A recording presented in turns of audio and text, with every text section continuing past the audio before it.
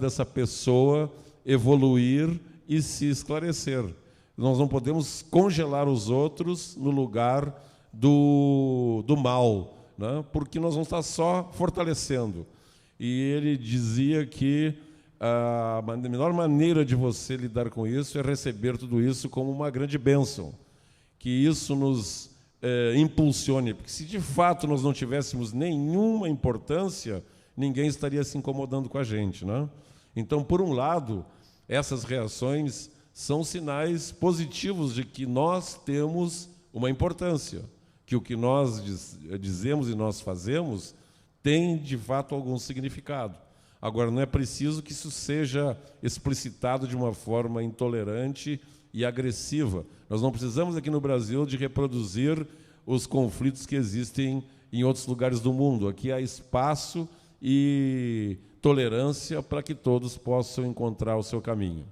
Então, passo agora aqui a palavra para o Alexei. Depois nós teremos perguntas aqui. Boa tarde. Antes de mais nada, eu queria tirar uma dúvida. Quem esteve presente ontem na palestra que eu dei de manhã com bola no auditório? Por favor, levante a mão, obrigado. Só para ter uma noção. Tá certo.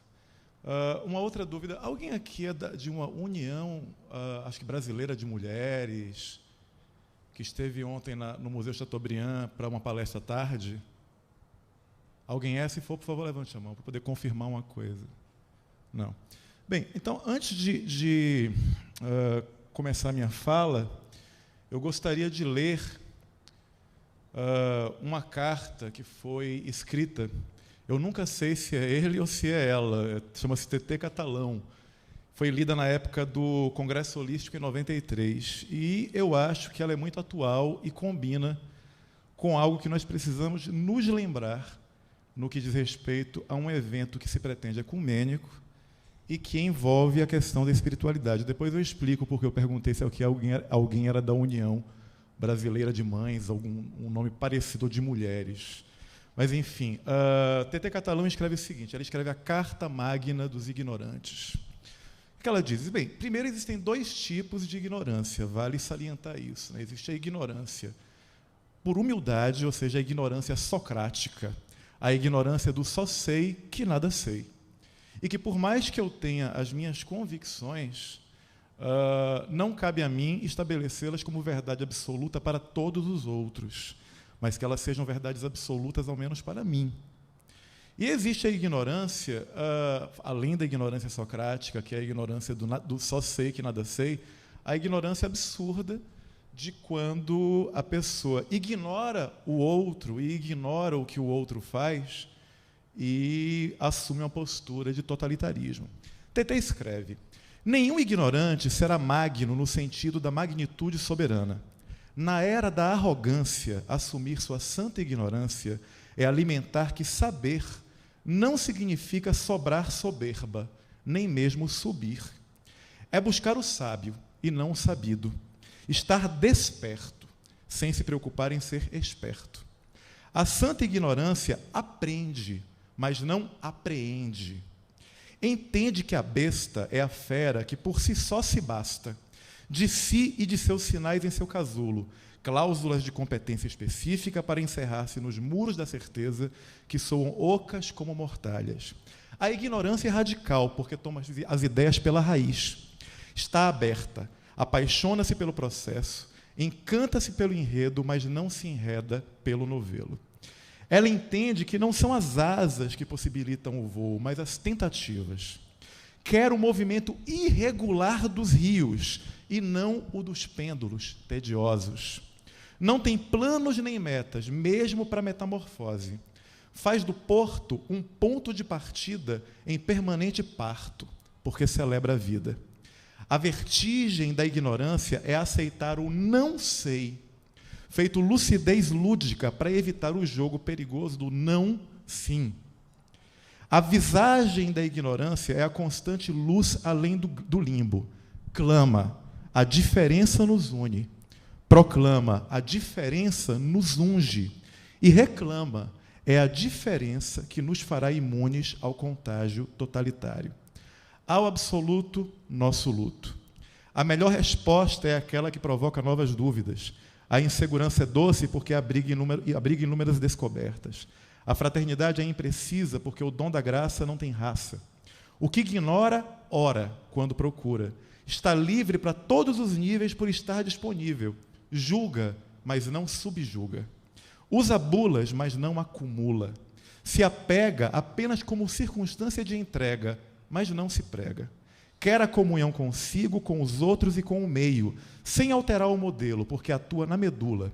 Flutua sobre o que está demasiadamente firme, rígido, cadavericamente incondicional. Influi no que não admite contradição, sobre o que está umbilicamente atado ao peso da sua imobilidade. O que está seguro está em apuros. Aos que vivem sob extremado estado de garantias, recomenda-se a fragilidade volúvel e volátil da ignorância ativa. Aos que temem risco, sugerimos o final do juízo e a fuga da narcose do narciso. Dependência é morte, Deus é grátis, mas guru cobra ingresso. A herança do parcial é a apólice da parcela com dívida eterna. Pela ignorância, se vê que devagar se vai ao longo. O ideal é começar pelo possível, o erro é o melhor professor da rota. O pleno não tem rumo, fronteira ou porta. Tudo é o todo que não se corta. Arte não se reparte, sem enfarte. Às vezes o frágil é mais ágil para sair do estreito, do estrito, do restrito. Só o sectário secciona. O ignorante confia no desafio. Quer mais autores, menos autoridades. Desdenha a facção científica. O que fraciona é fraticida. Podemos reconhecer no desconhecimento uma aliança quando a gente decide ser. Quando a gente diz sei, seremos serenos, leves e solidários, à espera do contrário, do contraponto que rasga, não por mal, mas para nos ensinar que nascemos para perder cascas. A estupidez precisa de um basta.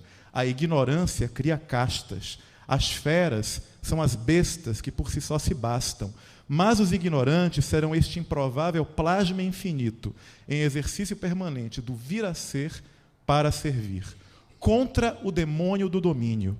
Pois se é do eu, é céu. E se é do ego, é cego. Gente, vou sair da mesa. É que eu perguntei a respeito da questão da união das mulheres, alguma coisa desse tipo. Na verdade, pode até ser uma paranoia minha, se for, depois me desculpe. Eu perguntei se tinha alguém aqui para poder confirmar se era verdade ou se foi paranoia minha. Apenas assim, entrando na questão do que aconteceu ontem, né? Eu fiquei sabendo que ocorreram esses ataques e esse lance todo, soube que aí a Sandra teve uma reação indignada, e a despeito de eu concordar que existem reações que podem ser mais eficientes do que uma reação indignada, existem momentos em que a reação indignada é a única possível, ou pelo menos é a mais importante naquele momento. E tem que se ter muita coragem para ter uma reação indignada. Eu falo isso porque eu não vi o que aconteceu ontem, mas aconteceu outra coisa. Eu estava vindo para cá, me dirigindo para cá, estávamos acho que o Alexander Lepeletier, que é tarólogo, tinha um pessoal do Hare Krishna, e de repente eu comecei a ouvir uma voz gritando de um rapaz: queima, demônio, que o óleo de Cristo queime vocês, seus demônios. Quando eu olhei, tinha um rapaz no pé da ladeira, parado, se dirigindo a gente. Isso não é uma agressão física, mas é uma agressão moral. E a agressão moral também é passível de processo. Assim, no caso, claro que eu não vou processar o rapaz, porque eu identifiquei ali claramente uma psicose. E foi como eu disse para o pessoal que estava do meu lado: escuta, o problema não é ser evangélico, o problema é ser um evangélico psicótico. Porque psicose existe em todas as religiões, sempre vai ter um fanático maluco que faz bobagem. Então, assim, eu não sou evangélico, não compactuo com essa crença, não compactuo com essa fé, mas eu acho que a gente tem, até no exemplo do pastor Neemias, quer dizer, o pastor Neemias, ele seguiu o evangelho. Então, quem segue o evangelho é evangélico. Até um católico é evangélico. Que a gente não pode colocar todo mundo no mesmo balaio, apesar de, eventualmente, eu mesmo me perceber tendo algum preconceito quando a pessoa me diz que ela é evangélica. É um preconceito bobo. Eu tenho uma cunhada evangélica. Ela não acha que eu sou o demônio porque eu trabalho com astrologia, ou jogo tarô, ou sou universalista. Ela acha que eu estou errado. Assim como eu também acho que ela está errada.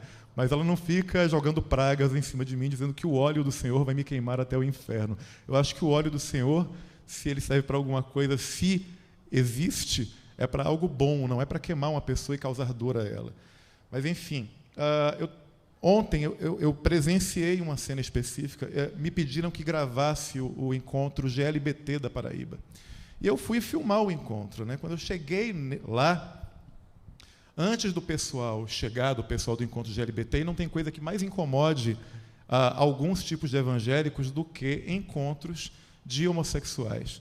Apareceram várias mulheres com caras de mães, de senhoras, já tem umas senhoras de idade, dizendo, não, está programado o nosso encontro aqui, nesse auditório, está programado para a gente dar uma palestra aqui, vai ter o encontro das mães. Eu peguei o panfleto, ninguém tinha chegado do grupo GLBT, eu olhei e fiz assim, vem cá, mas vocês estão realmente nesse evento? Porque não aparece o nome de vocês nesse evento, não aparece a instituição. Não, estamos sim. Sentem, tem senhoras de 70 anos aqui presentes. E fui chamar o cara da coordenação, que veio bem chateado, dizendo assim, olha, vocês não estão no evento. Não tem o nome de vocês na programação. Tem uma outra programação aqui. Elas se retiraram, foram até bastante educadas. Mas me deu a impressão, enquanto eu vi aquilo, que aquilo era tipo assim, mandaram elas para lá.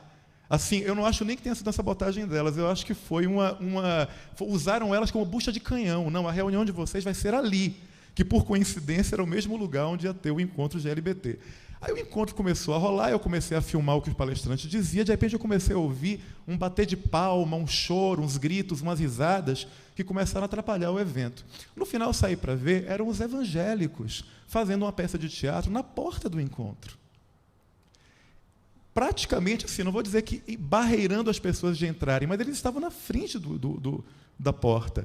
Além de tudo, isso é proibido, porque o Museu Chateaubriand é um lugar público, tem que pedir autorização para fazer alguma coisa lá. Quer dizer, o encontro GLBT pediu e conseguiu autorização para agir no museu, e eles vão e fazem aquele escarcéu. Quer dizer, eu não acho que tenha sido um exagero da Sandra, não. Eu acho que é uma indignação, assim como acontece, por exemplo, falam tanto de Jesus, Jesus se indignou.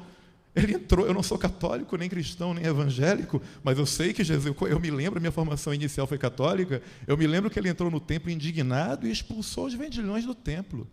Assim, não tem, como o Bola disse, não tem ninguém aqui querendo converter ou impor absolutamente nada ao outro. Inclusive, por exemplo, vamos fazer uma experiência aqui. Quantos espíritas tem aqui? Levante a mão quem for espírita. Levante a mão quem for católico. Levante a mão quem for universalista. Levante a mão quem for evangélico. Deve ter algum escondido. Sim, ótimo, um assumido ali. Muito bem, palmas. Sabe por que eu digo palmas? Eu digo palmas porque, que eu saiba, houve um convite formal para estarem aqui com a gente. Por que não vieram e vão fazer teatrinho na porta? Por que isso? Além disso, eu perguntaria aqui, tem algum ateu? Se tiver, levante a mão mesmo. Perfeito, palmas para elas. Sabe por que eu digo isso? Agora, concomitante a esse evento aqui, está acontecendo o encontro dos ateus, que faz parte do evento da Nova Consciência. Vocês querem um evento mais democrático do que um que admite em suas fileiras quem não acredita em Deus, é direito deles não acreditarem em Deus, não os culpo. Eu tenho colegas que não acreditam em Deus na faculdade de filosofia e não são nem menos, digamos assim, virtuosos como seres humanos do que eu, que eventualmente acho que existe alguma coisa realmente além que se pode chamar de Deus, apesar de eu não imaginá-lo como uma criatura barbuda. Eu, se não estivesse aqui tendo que falar, eu estaria lá no encontro dos ateus para ver exatamente o que eles vão dizer. Porque, que eu saiba, ateu nunca foi sinônimo de adorador do demônio. Ateu é simplesmente alguém que não acredita na existência de um Deus. Tá bom? Um evento chamado Nova Consciência, ele tem um papel importante na nossa sociedade, porque, reunindo toda essa massa de pessoas que estão aqui presentes, prova de maneira definitiva que é possível, sim, que a gente conviva entre nós, que é possível que nós convivamos entre nós. Eu sempre brinco dizendo, gente, nós todos unidos temos inimigos em comum muito maiores do que uns aos outros. O inimigo comum que a gente tem, qual é? Assim, a ignorância. A ignorância não no sentido socrático, a ignorância no sentido dos absurdos que acontecem na existência. Nós ocupamos um mesmo planetinha que está sendo destroçado dia a dia por nós mesmos. E ao invés de nós estarmos, por exemplo, lá no carnaval bebendo cachaça agora, a gente está aqui, os ateus, os evangélicos, os católicos, qualquer outra coisa. Nada contra beber cachaça. Eu acho que também faz a parte do contexto da história do universo e das coisas. Mas, assim, será que existe uma transformação efetiva do ser humano? Porque a impressão que me dá é que a gente trocou tacar pau e pedra da Idade da Pedra por retórica, para poder esculhambar os outros, né? Eu perguntei quem estava aqui ontem na minha palestra também, só para repetir uns pontos. Espiritualidade não é sinônimo colado de religiosidade. Alguém aqui questiona que Betinho, vocês devem saber quem foi Betinho, né? Um dos grandes elaboradores de campanha contra a AIDS, de apoio aos soropositivos, que ele era uma pessoa sem virtudes, ele era uma pessoa virtuosa, ele era ateu. Nesse sentido, eu gosto muito da posição dos filósofos quietistas. Os filósofos quietistas dizem o seguinte, uma coisa que eu vou repetir agora. Ninguém aqui, nessa plateia, pode provar que Deus não existe.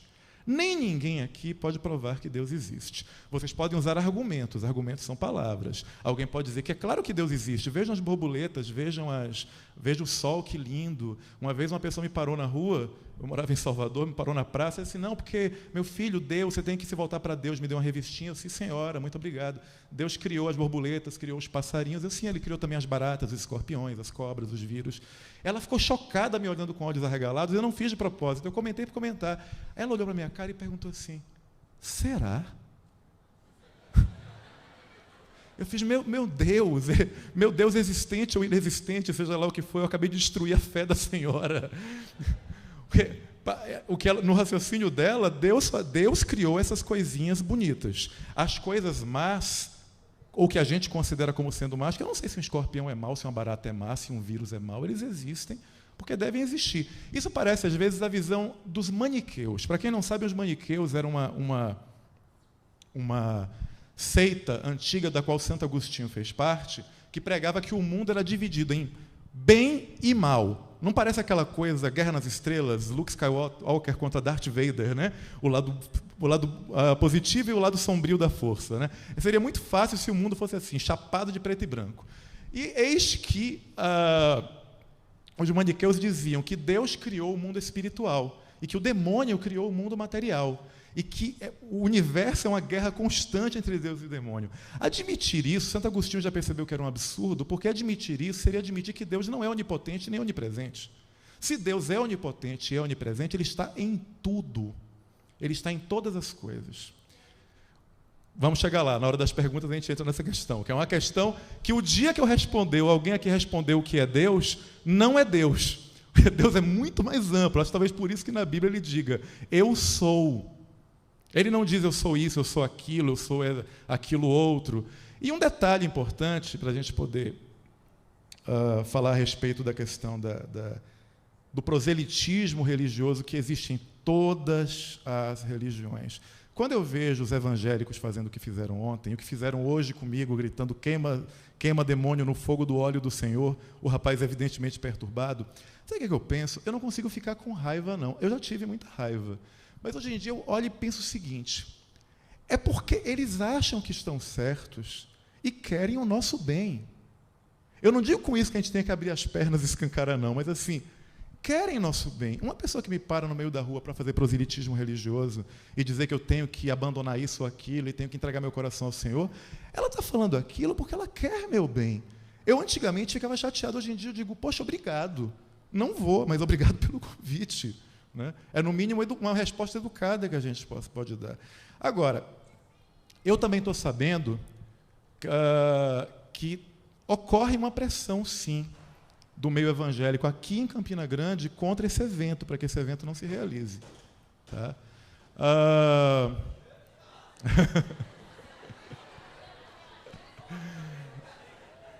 Pois é. E que ocorre uma pressão para que esse evento não se realize. No caso, O Pedro Camargo, no dia da abertura do evento, ele falou uma coisa muito interessante. Ele disse o seguinte, que 16 no tarô é o símbolo da torre, a torre que cai fulminada. E que isso pode representar sim, poderia representar sim. Ele não disse isso, depois a gente conjecturando entre nós, o último evento pela Nova Consciência em Campina Grande. Aí alguém pode dizer, mas e aí? Bem, faltam recursos, ocorre pressão evangélica, os políticos querem o quê? Os políticos querem voto. Se a maioria é evangélica, eles vão obedecer aos evangélicos. Só que há uma coisa a se lembrar. Depois da carta 16 no tarô, vem a carta 17. 17, a estrela, é uma mulher segurando um vaso e derramando a água. Aí sabe do que é que eu me lembro? Ontem o Bola falou, na mesma hora eu associei. Alguns anos atrás, a China invadiu o Tibete e expulsou todos os lamas tibetanos que se espalharam pelo mundo. E perguntaram para o Dalai Lama, como é que você vê essa questão, como o senhor vê essa questão da China ter invadido o Tibete e vocês terem sido forçados a deixar o lar de vocês? Ele respondeu, nós estávamos com o karma do isolamento. No final das contas, eles nos fizeram um favor, porque nós nos espalhamos pelo mundo inteiro. Então, pensando nessa estrela, da carta da estrela, o arcano 17, que derrama as águas, eu digo assim, se houver pressão evangélica ou qualquer outro tipo de pressão para que o evento não aconteça mais aqui em Campina Grande, ele não vai acontecer em Campina Grande, mas vai acontecer em outro lugar do Brasil. Porque a gente vai se espalhar por todos os cantos e, de repente, é chegado o sinal de que o evento tem que acontecer em outros lugares também, ele tem que se espalhar. Então, o que eu teria para dizer assim, é impossível remar contra essa maré. Existe pluralidade religiosa no mundo. O mundo inteiro nunca vai se tornar Hare Krishna. O mundo inteiro nunca vai se tornar cristão. Nunca vai se tornar ateu, nem nunca vai se tornar evangélico. Quem tem essa fantasia está sofrendo do mesmo karma do isolamento.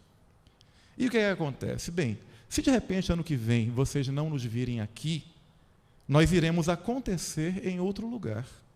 Porque a nova consciência não é um lugar físico. A nova consciência é um estado consciencial, é um estado da mente.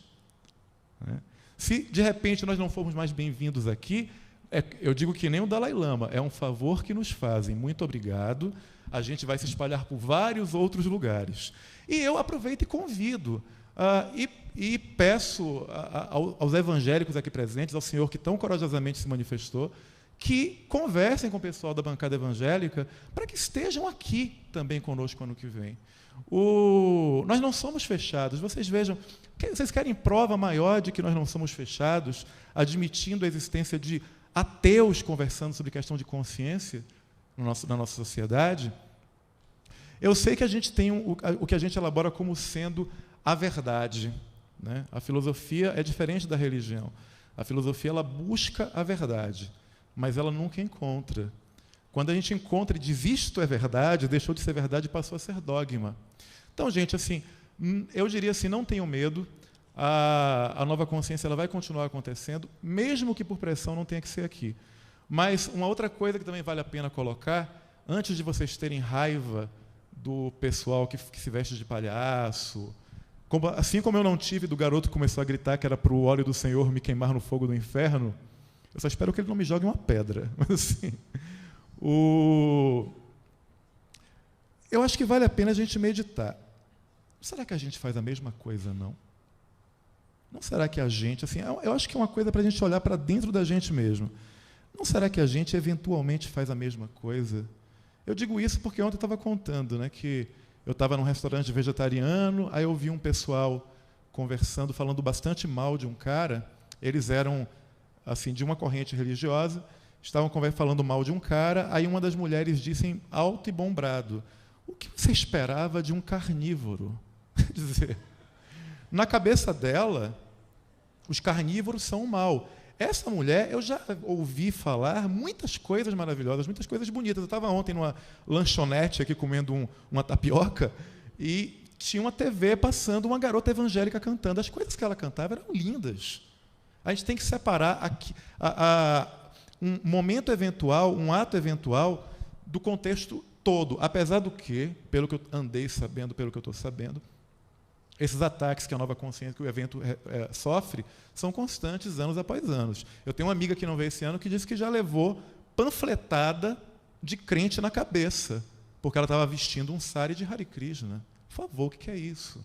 Mas assim, antes da gente dizer, vocês fazem isso, olhem para dentro e pensem, a gente faz isso? Porque, honestamente, a maior causa de chacinas no mundo é religião.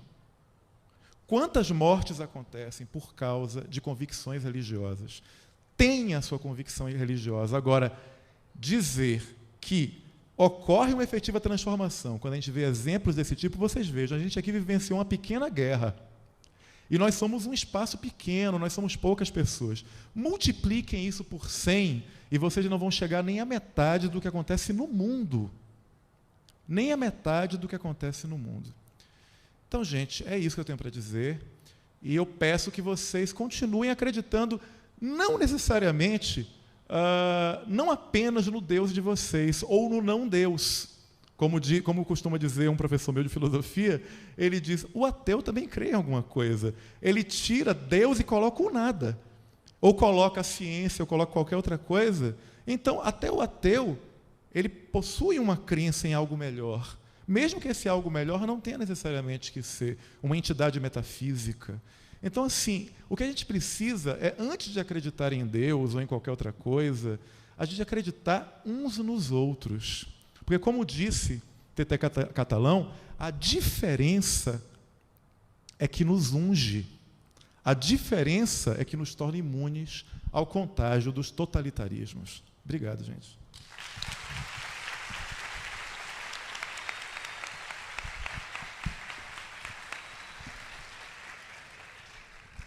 Bom, eu fui chamada aqui hoje, eu não preparei nada, porque eu vim substituir o Johan, que não pôde vir.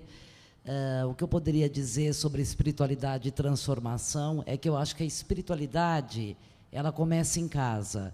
Ela começa com respeito aos seus familiares, o respeito com seus empregados. Como o Bola falou, a espiritualidade, ela não está nos templos, né? Ela tem que estar nas relações que a gente tem com as pessoas, né? Eu também, ontem à noite, eu não estava aqui, eu estava jantando, mas um amigo aqui do grupo filmou o que os evangélicos fizeram, realmente uma cena lamentável, né? Eu acho muito triste isso.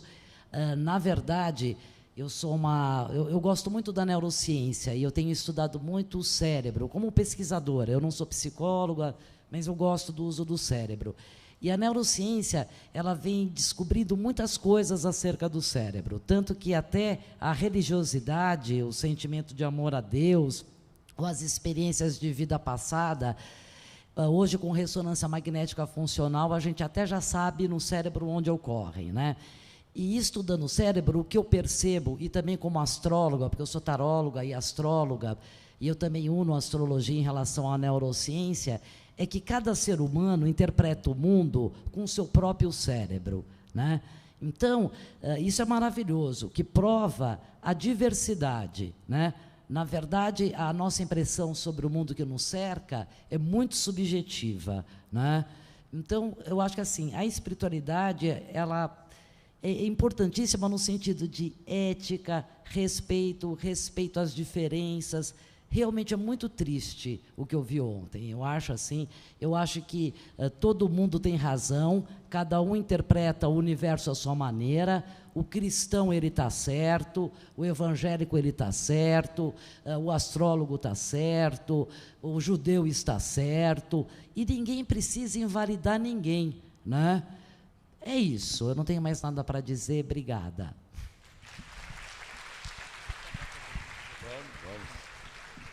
Bom, se alguém quer fazer alguma pergunta, a gente pode abrir. Só salientando uma coisa, sempre acontece em eventos, gente, são perguntas, assim, se vocês tiverem alguma coisa para pregar, vocês se inscrevem na próxima mesa redonda, vocês vão estar aqui falando. Estou dizendo isso para poder serem perguntas objetivas, e não eu acho isso, ou começa uma pregação de 20 minutos aqui, tá bom?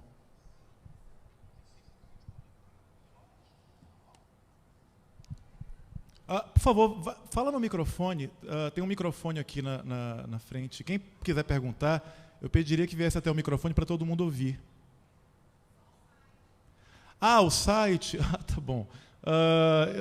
Eu vou repetir mais tarde na mesa de previsões. Eu tenho um site na internet, www.personare.com.br. Para quem se interessa por astrologia, para quem se interessa por tarô. Quem não se interessa, não acesse. Tá? www.personare.com.br. Então, quem tiver alguma... Vamos fazer um bate-papo, que a gente tem tempo. Por favor. Vai no microfone. Vai no microfone, gente. Tem um microfone aqui na frente.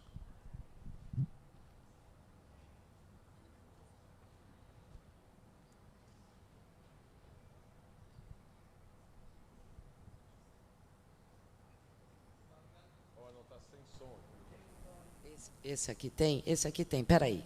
Deixa eu ver se vai. Não, peraí. Tem que ligar lá. Ei.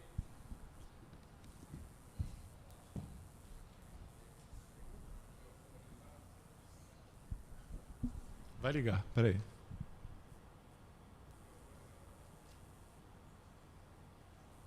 Não está funcionando. Leva esse lá. Tenta de novo. Oi, som. Agora... Pegou, manda ver. Minha dúvida é a seguinte, na visão dos evangélicos, de alguns católicos, de algumas religiões, como você falou que ele tem um lado positivo e um negativo. Uns dizem que existe Deus e que existe o diabo, né? Um exemplo. Eu queria saber, na visão de vocês, como é que vocês encaram esse lado negativo? O que seria essa forma negativa da vida? Se para um evangélico existe o demônio, se para o católico existe um demônio, e para um astrólogo, para um tarólogo, até mesmo para um espírita, como é que ele encara esse lado? O que é realmente que eles acreditam que existam?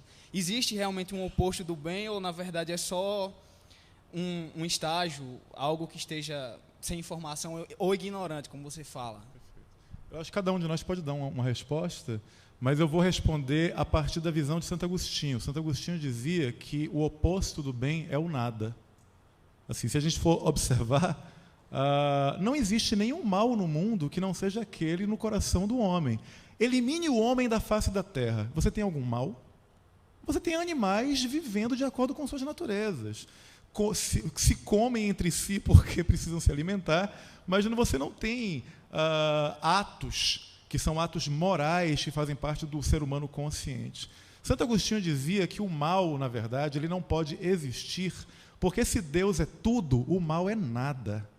Então, o mal, para Santo Agostinho, seria a ausência do bem. Então, por exemplo, não existe ódio, existe falta de amor. Não existe ignorância, existe falta de saber. Ou seja, o mal é o vazio, é o oco. Vale dizer que também a palavra diabo vem de diabolos, que é o oposto de símbolos. Ou seja, o diabo é o não símbolo, ou seja, o não sinal, é o vazio, é o nada. Eu sei que geralmente as pessoas que acreditam na questão do demônio dizem que o maior truque do diabo é dizer que não existe, porque aí ele age melhor. Mas isso é relativo, é altamente questionável. A astrologia, a visão astrológica a respeito do mal, existem várias visões astrológicas. Assim, os 12 signos, por exemplo, não existe nenhum signo bom nem nenhum signo mau. Todos os signos só fazem parte da beleza do mundo. Agora, algumas pessoas não gostam das características de alguns signos e dizem que ali está o mal, mas é tão simplesmente um ponto de vista. A gente também pode pegar a visão dos gregos. Os gregos diziam que o mal nada mais é do que o excesso do bem. Eu disse isso ontem na palestra, que o mal nada mais é do que o bem corrompido pela fome e pela sede. Então, por exemplo, não existe ódio, existe excesso de indignação. A indignação é uma coisa boa. Não existe ciúme, existe excesso de zelo. Por isso que no templo de Apolo, em Delfos, tinha conhece a ti mesmo e nada em excesso, porque o mal estaria no excesso. Você veja, fé é uma coisa boa, excessiva vira fanatismo. Amor é uma coisa boa, mas excessiva vira aquela neurose que faz as pessoas se matarem por amor psicótico, né? Então, é isso. Agora, eu particularmente não acredito na existência de uma entidade suprema maligna. Eu acredito, na minha crença pessoal, acredito na existência de entidades espirituais que são como animais. Se elas forem treinadas por uma criatura... É que nem dizer que o pitbull é mau. né? O pitbull, se for treinado por uma pessoa que treine o pitbull para ser um assassino, ele vai ser um assassino. Senão vai ser só um cachorrinho dócil. Eu acredito na existência de entidades espirituais, mas não acredito que elas sejam más por si. Além do que, uma coisa que eu aprendi muito na vida é assim, não existe gente má. Existem pessoas confusas, perdidas, tristes, egocêntricas, que acham que são a única coisa que existe no mundo, mas todas elas trazem dentro de si um bem.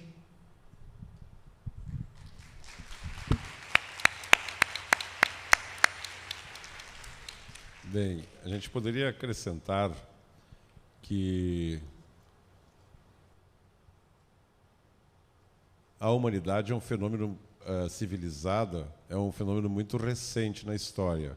Se a gente reunisse toda a história do mundo, a história da humanidade ocuparia o último ponto da última página de um livro de 1000 páginas. Então, a nossa trajetória aqui é bastante recente. E o que a gente pode observar é que o ser humano tem dentro de si uma capacidade criativa de superar os limites para os quais a natureza o fez, né? Nós não temos asas, mas voamos. Nós não temos guelras, mas mergulhamos no fundo dos oceanos.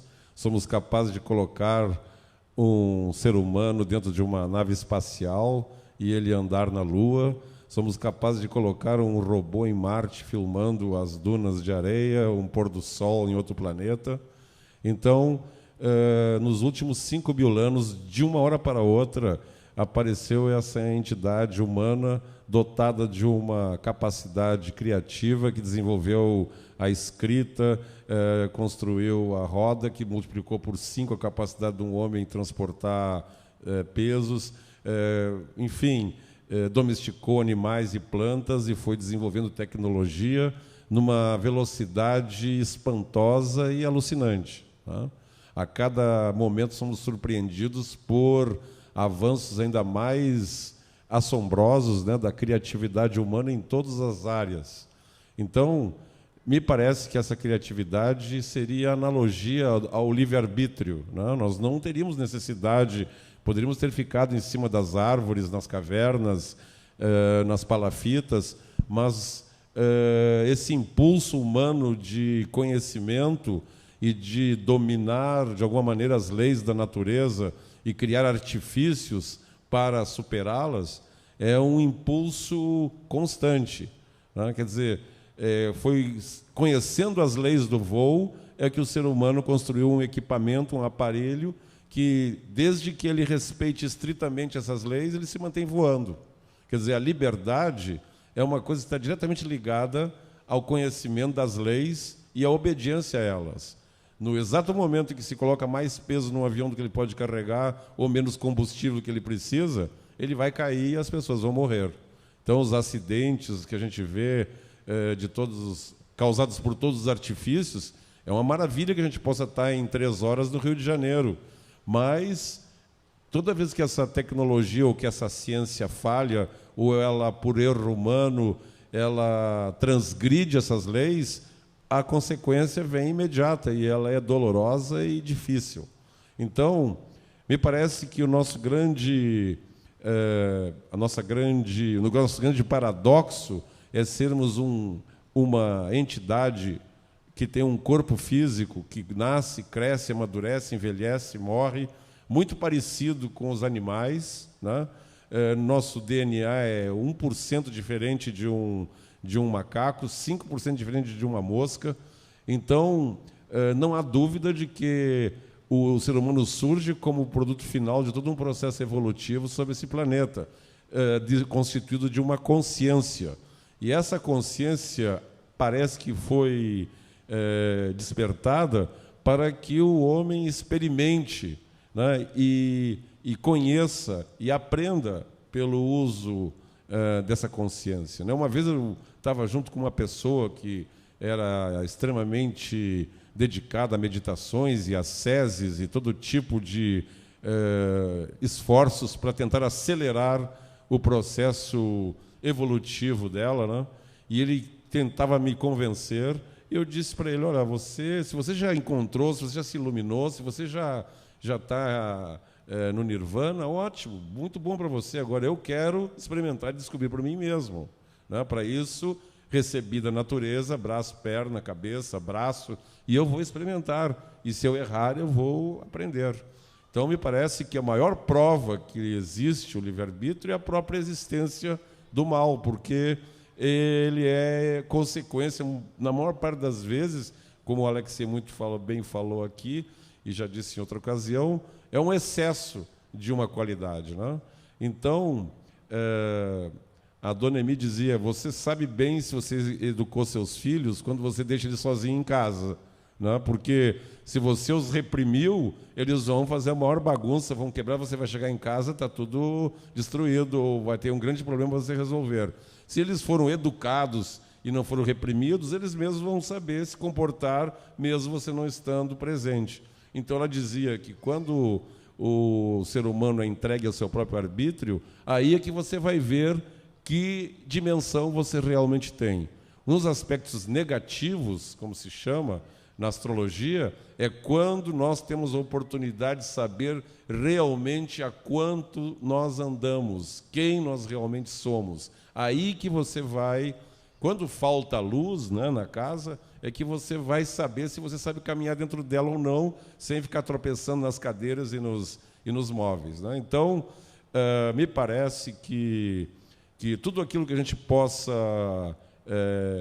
assistir do mal, é necessário que haja uma educação, uma conscientização, e as pessoas precisam experimentar as consequências dos seus atos para aprender que aquilo é ruim, né? Mas é preciso também não congelar a pessoa ou as situações dentro de uma perspectiva do mal. E a astrologia nos conduz assim muito claramente à concepção de ciclos, né? Se tudo é cíclico, por que a vida humana só não será? Por que ela só vai se manter ao longo de um único ciclo de nascimento e morte, né?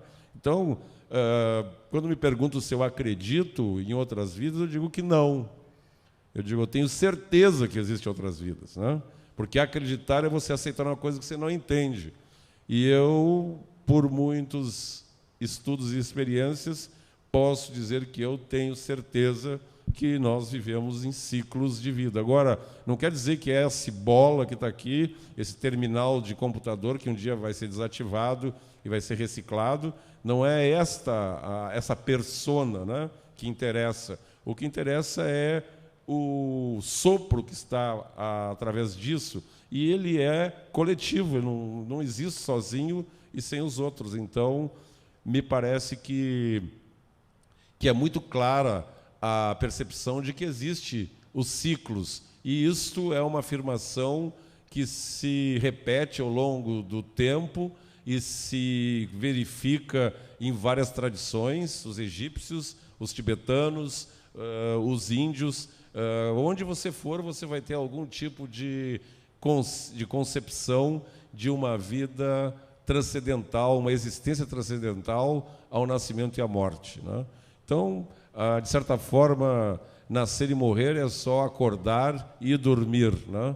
E nós temos que, então, considerar que muito desse mal que às vezes a gente vê por aí, eu sou um persistente estudioso das pegadas destas manifestações em busca de elos e de vínculos, né? Quando aconteceu agora esse bárbaro crime contra esse menino que foi arrastado pelo carro, depois de eu sempre tento compreender as coisas como se elas fossem um sonho. Para mim, sempre elas fazem mais sentido, como se eu tivesse sonhado com aquilo. Então, eu procuro colocar as coisas na minha mente como se fosse um sonho e tentar ver o que elas querem dizer para mim com aquilo. E aí, usando esse exercício com esse fato, me lembrei de cenas que eu via no cinema, né? Nos bang-bangs, que os caras pegavam o sujeito, amarravam e se arrastavam pela rua, né? E aí eu fui pesquisar na internet, e isso foi um tipo de execução e de punição muito usado no passado, né? Então nós não estamos talvez... e eu consegui até a data e hora de uma dessas execuções que aconteceu em Paris, e comparando este mapa astrológico dessa execução com o fato do menino, encontrei uma correspondência cíclica de Urano em Peixes, né?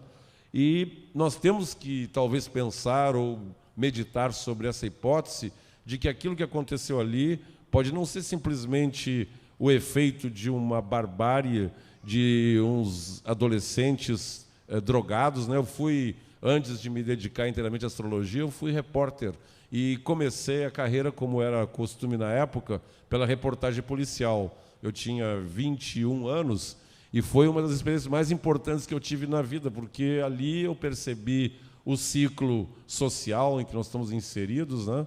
E 80% de todos os malfeitores e marginais e criminosos que eu entrevistei foram unânimes em dizer que eles só faziam aquilo sob efeito de drogas, que eles não tinham coragem de realmente fazer aquilo sem estar, de alguma maneira, fora das suas faculdades, né?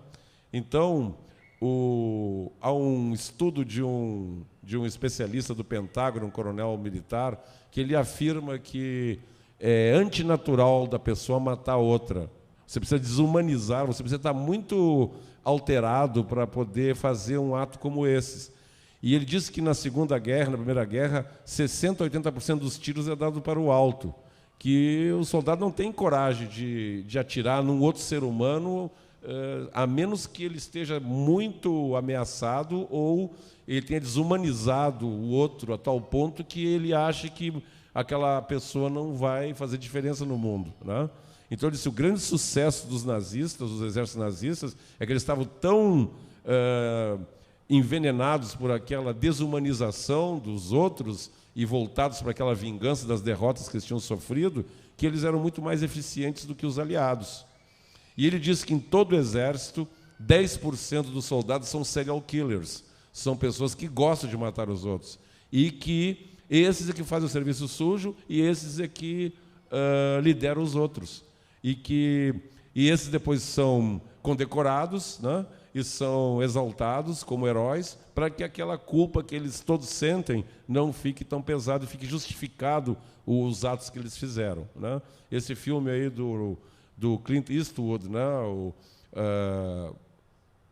Esse último agora sobre a invasão de Hiroshima, né? Retrata bem esse problema. Então, o ser humano levado a extremos, ele vai se comportar de uma forma instintiva e muito drástica, né? Então, me parece que essa questão do mal corre muito pelo lado do livre-arbítrio. Acho que nós termos a liberdade de agir e experimentar as consequências dos nossos atos é uma coisa fundamental. Quando eu tinha 18 anos, eu fui na casa de uma costureira clarividente, uma velhinha de 80 anos, e ela pôs uma luz no meu rosto, assim, à distância, e ficava falando. Ela disse, eu vejo você com um uniforme vermelho e branco, num campo verde, assim, e você está dando tiros, você está no meio de uma guerra, mas você já gostava dessas coisas aí que você estuda, e você dava tiros naquele lugar e tal. E eu fiquei com aquilo na minha mente, porque realmente, desde garoto, eu gostava de ver casacos vermelhos, uniformes, mas eu tinha uma sensação sempre que eu não devia nunca pegar numa arma nem entrar no exército. Eu consegui realmente me furtar ao serviço militar, né? Eu consegui com um amigo meu, e o médico que era amigo dele escreveu no meu registro militar, dispensado por incapacidade física no joelho esquerdo. Ele escreveu aquilo, nunca entendi por que o cara escreveu o joelho esquerdo, né? Que eu não poderia, então, marchar ou carregar mochilas e tal. Anos depois, eu estou em casa e, olhando meu mapa astrológico, eu vi que eu tinha um risco de acidente, eu tinha que ir para o dentista. Eu pensei, pô, se eu sair correndo agora com o carro, eu vou produzir um acidente, posso machucar alguém. Então, eu vou de táxi, porque eu vou diminuir o risco, né? Vou ser eu que vou estar apressado dirigindo. Aí desci a rua e, quando fui dar o passo para entrar no táxi, enfiei a perna dentro de um bueiro, e esse bueiro me cortou a perna profundamente. eu estava 2, 3 dias antes numa dúvida, será que meu ascendente é Escorpião ou Sagitário, né? Que é uma dúvida que eu vinha carregando há muito tempo. E eu pensei, eu queria um sinal para saber se eu sou realmente Escorpião ou Sagitário, né? Cara, aí quando eu tirei a perna de dentro do bueiro, eu me vi naquele campo que aquela mulher tinha me descrito aos 18 anos, 20 anos antes, no meio de um tiroteio. Eu pensei, tomei um tiro na perna, né? Mas aí, quando o sujeito falou que ia me levar para o Miguel Cotto, eu disse, não, peraí, eu estou agora aqui no Rio de Janeiro, em 1990 e poucos, então me leva aqui para o Prontotrauma, que era um hospital de traumatologia que tinha perto da minha casa, né? Aí me levaram para lá, aí o sujeito olhou na minha perna e falou assim, o médico, né? Acho que você quebrou a rótula. Eu disse, não quebrei. Assim, como você sabe? Eu digo, eu sou astrólogo e eu vou morrer com todos os ossos inteiros. Tem o Sol, o Trígono, Saturno. Aí ele riu, você acredita nessas coisas? Aí ele tirou uma radiografia e estava lá a rótula inteirinha, né? Aí ele veio lá, essa tua coisa funciona, hein? Que eu tinha 99% de certeza que você tinha quebrado a rótula. Vem cá, não dá para tu fazer meu mapa astral, não? Aí ele estava convencido, né? Aí, quando eu voltei para casa, o jornal soube, né, que eu tinha me acidentado, alguém comentou e vieram me entrevistar e perguntar se eu não iria processar a prefeitura. E eu já tinha pensado o seguinte, se eu ganhar qualquer dinheiro com este acidente, eu não vou estar pagando meu karma de algum tiro que eu dei naquela batalha e que eu posso ter impedido alguém de voltar para sua casa, para sua família, ou ter ficado ferido, ou coisa que o valha. Aí eu disse, não, eu só gostaria que substituísse aquele bueiro para ninguém mais cair lá dentro, né? E aí, na tarde, me ligou o responsável da prefeitura, dizendo, te agradeço muito você ter feito isso, porque, digo, olha, eu tenho meu seguro-saúde, eu tenho meus recursos, não preciso de indenização da prefeitura, eu sei que vocês têm muito mais necessidade de recursos para...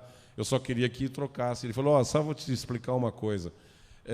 Aquilo ali, as pessoas dão uma marretada no bueiro para tirar a tampa para poder vender no ferro velho e fazer dinheiro com isso, né? Nós prendemos uma Kombi que tinha um fundo falso, eles paravam de madrugada nas ruas e tiravam aquelas tampas enormes onde depois os carros caíam dentro, né? Então, acho que a gente, com essa consciência de ciclos da vida que a astrologia oferece, dá para você entender de outra maneira a questão do bem e do mal e as causas e os efeitos a que a gente está sujeito.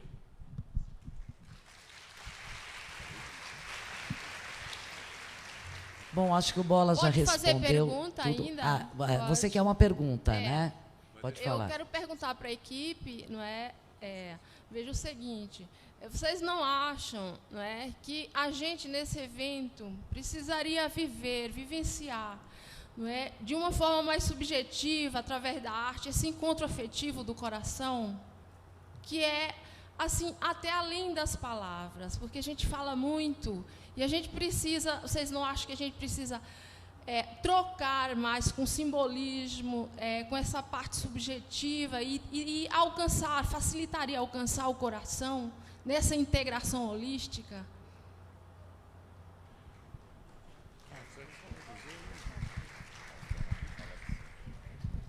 A arte realmente é um elemento universal, né? Assim, eu concordo com você.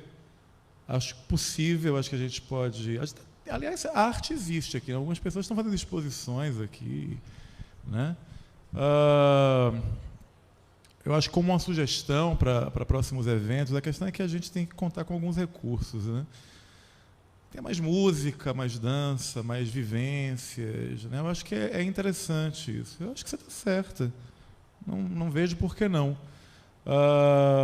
Realmente, às vezes, nesses eventos, nesses congressos, tem muito blá, blá, blá, né? A gente fala, o outro ouve. Tem uma hora que o mental satura, mas, de fato, existem coisas alternativas que podem ser feitas. Em 99, eu organizei um evento em Salvador E tinha muito disso. A gente tinha mantras, vivências de mantra yoga, etc. Porque eu também não sei se não teve isso, porque assim, eu fiquei tão restrito aos meus eventos, que eu acho que até teve, viu? Acho que teve uns lances de xamanismo. Teve as danças circulares, teve bastante coisa.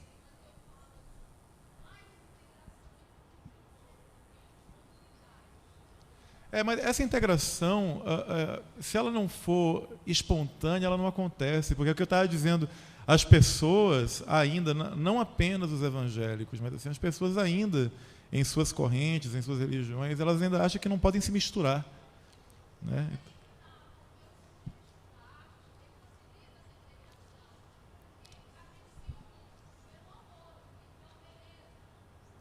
Mas se não tiver, se não, a coisa não começar com respeito ao próximo, mas ocorrem situações e eventos artísticos em paralelo.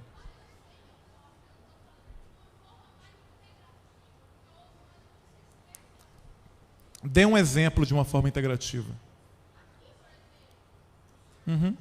Estamos aqui.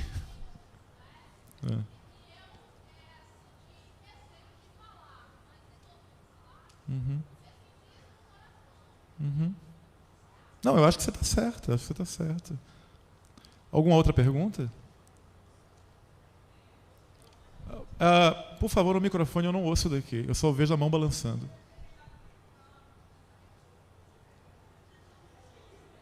Não, aqui eu também não vejo quase nada. Eu só vejo a luz aqui na minha frente.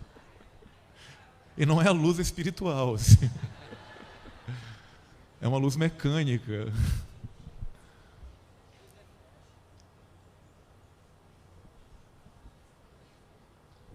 Eu queria que vocês colocassem para a gente, na visão do tarô, da astrologia, em que pé está o ser humano, a espécie humana, nessa transformação efetiva.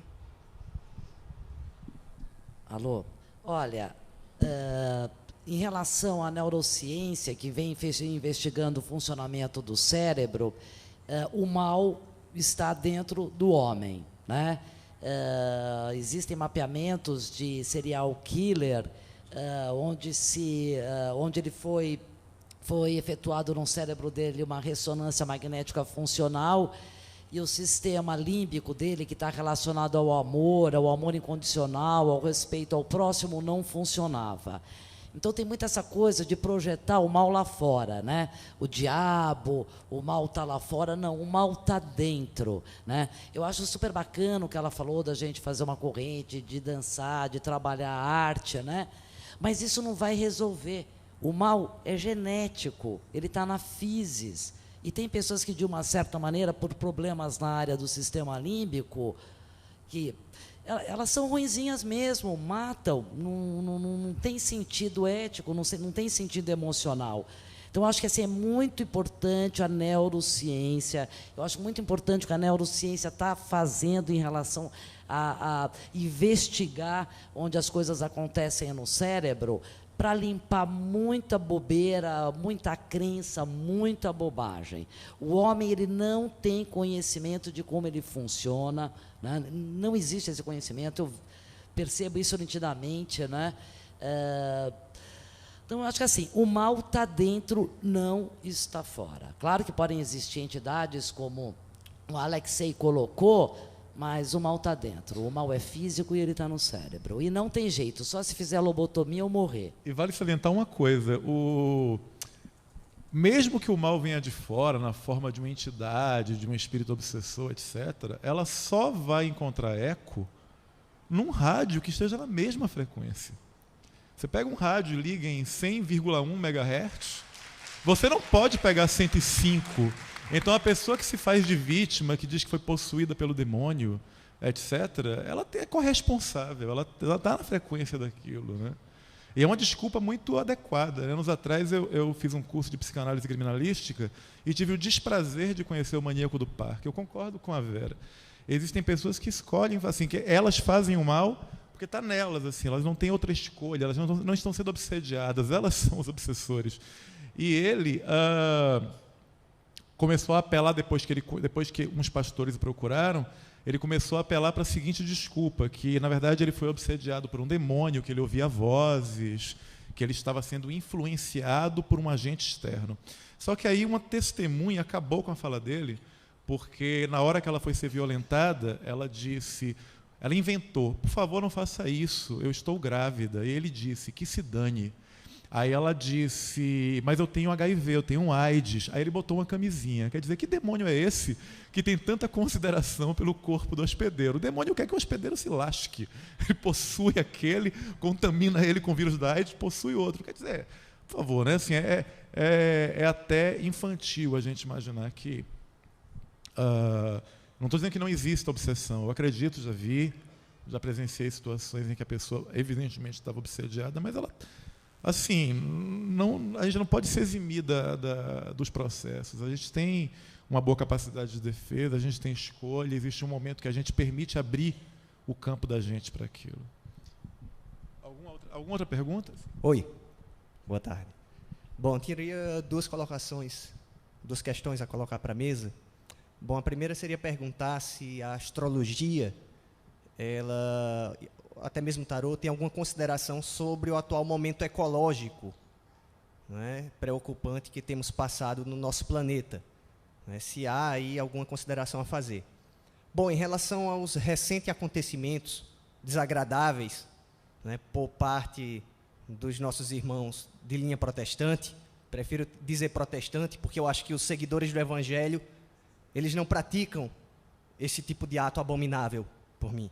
Então, prefiro dizer protestantes de denominações neopentecostais, talvez. Bom, então acredito que, na minha tradição, no meu conhecimento espírita, Kardec faz uma questão no Livro dos Espíritos e pergunta por que o mal predomina sobre o bem. E os espíritos respondem, porque os bons são tímidos. Então, eu acho que, às vezes, nós não fazemos o bom combate que deveria ser feito. Não estou falando de revidar com as armas da violência, mas vejamos que a paz, às vezes, ela não está representada por uma passividade, como Gandhi, por exemplo, né, que colocava ação. Eu vou relatar brevemente uma experiência que tive, quando numa cidade de interior, que passei um tempo estudando, a gente foi fazer um evento ecumênico numa escola estadual, e a gente fez primeiro na universidade, tudo bem, era um espaço para as religiões responderem. E quando eu fui a uma escola estadual, a diretora da escola proibiu realizar aquilo ali porque era coisa do demônio, sendo uma escola pública. Eu, na época, era muito novo, muito inexperiente. Apesar de mencionar, ela disse, está aqui no estatuto da escola que a educação da igreja, da escola tem que ser católica. Eu disse, sim, mas o estatuto da sua escola não está acima da Constituição brasileira. Uhum. Né? E aí eu não consegui persuadi-la, né? Na época eu não tomei as providências, mas o certo seria ir a uma promotoria pública, certo? E colocar pela força da lei e realizar o evento, certo? Porque nós não podemos deixar que, por conta de pressões exteriores menos felizes e esclarecidas, o nosso evento sucumba a essas pressões. Que sejamos firmes, porém pacíficos, e que possamos sim fazer com que a nova consciência cresça e permaneça aqui em Campina Grande.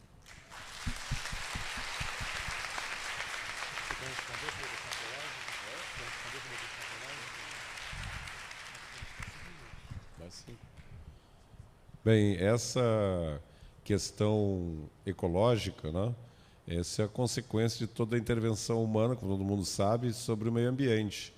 E ela já é de uma proporção tal que praticamente é irreversível. E o ser humano vai ter que se adaptar a mais essa situação, né? O que é interessante é que essas crises ecológicas surgiram em compasso com a descoberta de vários corpos novos no sistema solar, entre eles Sedna, Orcus, culminando com Eris, e que resultou na desclassificação de Plutão e toda essa transformação.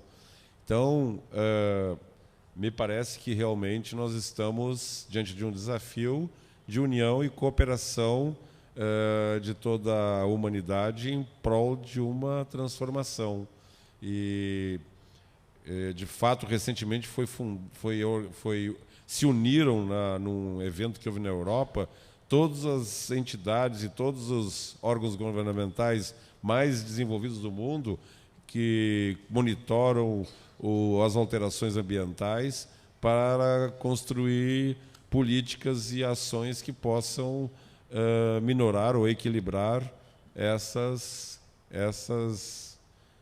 questões. Então, me parece que isso depende fundamentalmente de uma conscientização em grande escala e que não é impossível, mas é algo bastante difícil.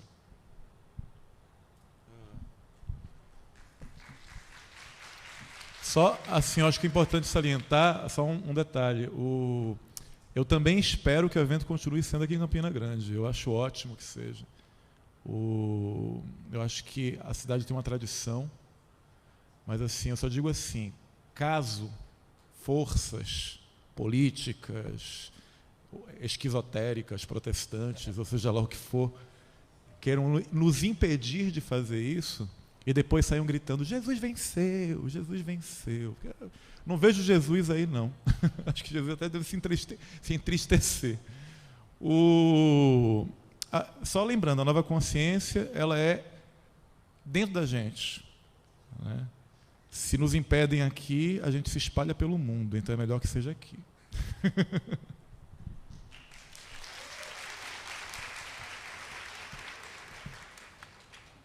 Mais alguma pergunta? Tem 1 minuto, 2 minutos, vai ter a próxima mesa agora. Bom, eu vou encerrar como começou.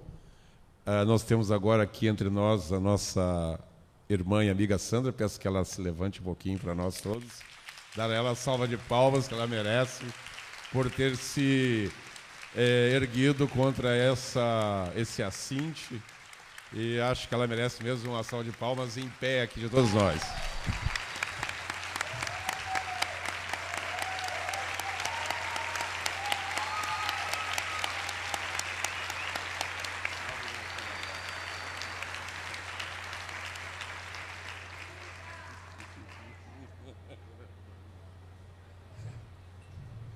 Olha, gente, aos 60 anos a gente tem pouca oportunidade para chorar, né? A gente chora de vergonha, que não é muito bom, chora de medo, que é pior, mas chorar de alegria é bom, né? Agora eu chorei.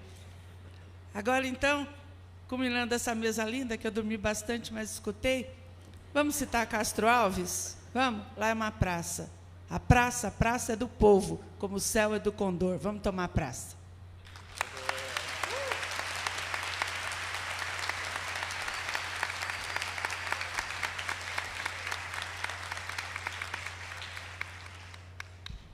Então, estão encerrados os trabalhos dessa mesa. Daqui a pouco nós teremos as previsões 2007. Obrigado.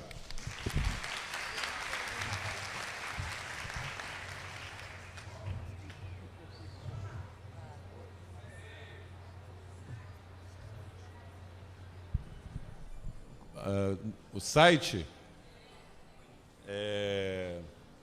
por enquanto, vocês podem ver os textos que eu escrevo em www.constelar.com.br.